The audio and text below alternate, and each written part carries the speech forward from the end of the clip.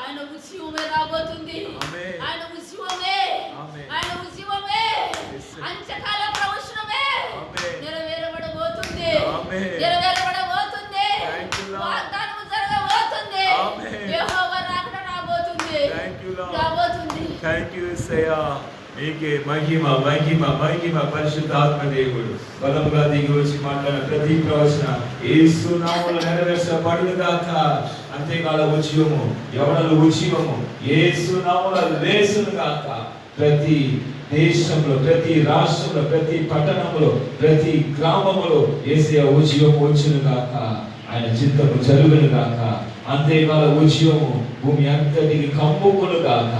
యేసు